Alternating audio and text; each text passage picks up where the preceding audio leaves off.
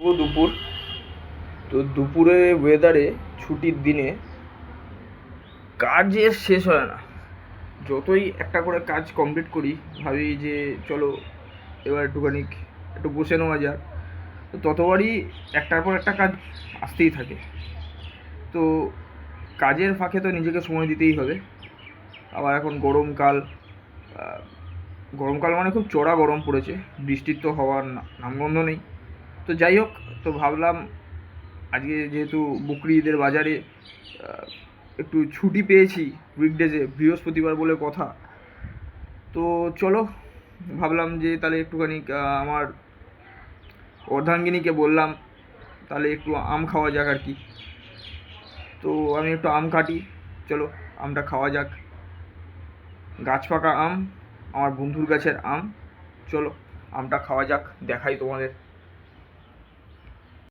তো যেটা বললাম যে আমার বন্ধুর গাছের আম, এই হচ্ছে বন্ধুর গাছের এক প্যাকেট আম।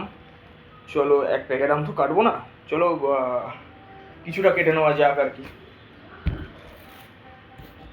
চলো এখন আমগুলো একটু ধুয়ে নেওয়া যাক, নাহলে তো এই আম অবস্থা খাওয়াটা ঠিক সুবিধা বলে মনে হচ্ছে না আমার। গাছ থেকে ডাইরেক্ট পেরে দিয়ে গেছে, আমি একটু আমটা ধুয়ে নিই আগে।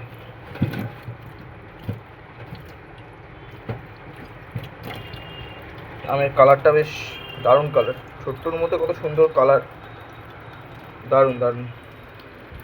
মানে এত ছোটোর মধ্যে এত সুন্দর কালার, সত্যি দেখেই বোঝা যাচ্ছে পুরো মিষ্টি হবে। ছেঁকে নেওয়া হয়েছে, এবার এখানে দুধ জাল চলছে। তো ওই একটু আইসক্রিম বানাবে ভাবছে, তো দেখা যাক শেষ পর্যন্ত কি হয়। দুধ দিয়ে আমের মধ্যে দুধ দিয়ে দিয়েছে মিক্সিতে, এবার এটা থেকেই লুচিটা বানানো হবে আর কি।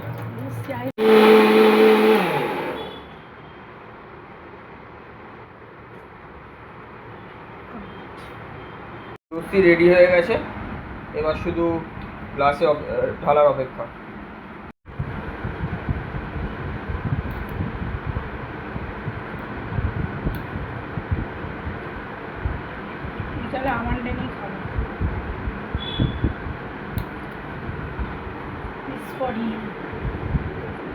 লস্যি রেডি, এই হচ্ছে লস্যি, দারুণ টেস্ট হয়েছে, অসাধারণ, কোনো কথা হবে না।